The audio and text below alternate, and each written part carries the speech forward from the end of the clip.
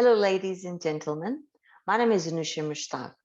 I'll be presenting today on damaging impacts of misinformation. Just a little bit about me. I live in Australia, in Canberra. I've been working in the information technology, cybersecurity, and IT security space for the last 7 years. I've managed projects for the Department of Defense, federal government, intelligence, and national security. I've also presented at several national security conferences and published regularly in Australian media. My focus has been social media extremism and countering violent extremism. I would like to thank NOL, the Defence and Security Circle of National Liberal Club, for inviting me to present on the impact of misinformation, which circulates in social media and media platforms.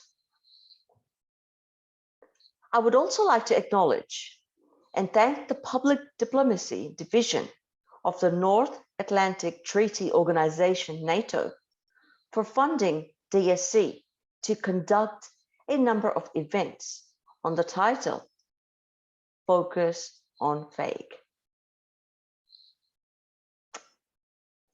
I was watching John Oliver's show recently on misinformation, and I found he was sharing a TikTok video which was made by an Indian person. And it was really funny, which was about samosa.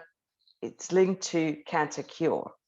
And I found it hilarious because I'm originally from Pakistan, and I can see that why he made this video to attract the aunties and uncles or the elderly in our community to feel like if samosa is a cure for cancer. So he says that samosa provides important cancer preventing nutrients.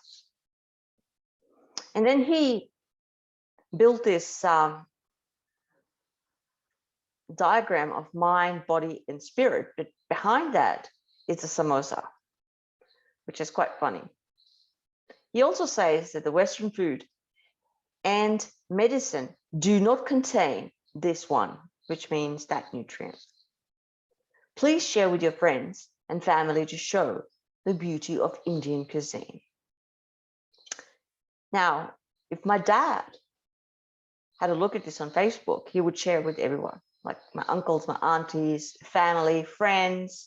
It will just go viral. So I can completely understand that how most of the aunties actually believe that samosa is a cancer for cure.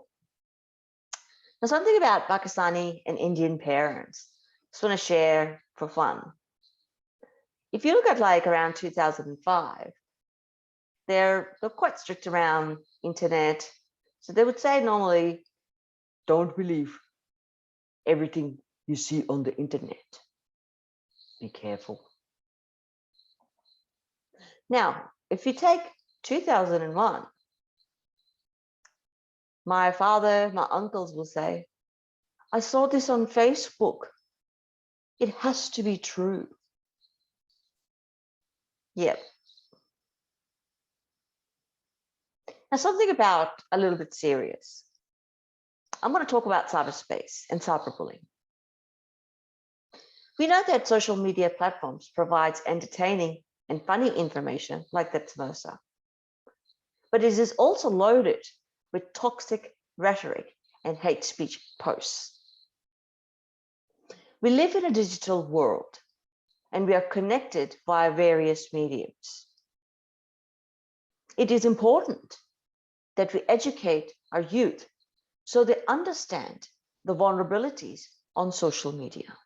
For example, cyberbullying, hate speech, marginalization, and more. Hate breeds hate. Toxic news has been marginalizing communities for a very long time. In 2015, when the CVE policies were developed in Australia, the focus was Islamist extremism and terrorism. The Australian government and media alike have poured extreme focus on the Islamic terrorism. The voice of ordinary Muslim has been muffled and their identity blurred into the mirage of extremism. Due to the CVE policies focused on Muslims, we are now seeing the rise of right-wing extremism. CVE stands for Countering Violent Extremism. So here is an example of hate breeds hate. Pauline Hanson's burqa ban stunt. So in year 2017, One Nation Senator Hanson walked into the Senate dressed in an Islamic garment and called for burqa ban. Now, what is the misinformation about burqa here? There's a confusion in Western world about hijab, burqa, headscarf, or many other head covers which Muslim women wear. The type of head cover is dependent on various Islamic cultures. The burqa which Senator Hanson wore is actually called a shuttlecock burqa. It is worn in some parts of Pakistan and some parts of Afghanistan, but it's not very popular in Pakistan either. So I wonder where she got that from.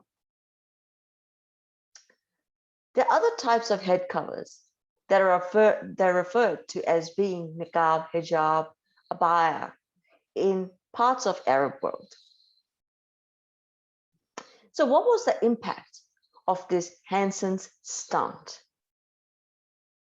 The major impact was marginalization of Muslim women.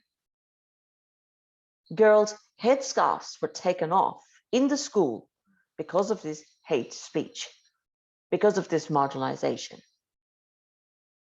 And I think it's not fair. Fake news is not a new phenomenon. My article, The Trap of Us and Them, How Media is Creating Australia's Greatest National Security Threat, was published in 2016.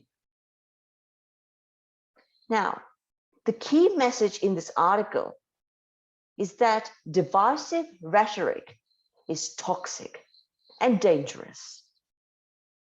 When we create division, this feeds into the terrorist and criminal narrative. And that is why we have seen the rise of right-wing extremism and also the rise of Islamist extremism. Just want to share some funny posts from the internet about social media and fake news and what people could do in the future, especially our youth. So just an advice for the youth, be careful on social media. Not everything is good information. Thank you so much for your time, and thank you, NATO and DSC, for inviting me today. Thank you so much. Take care. Bye-bye.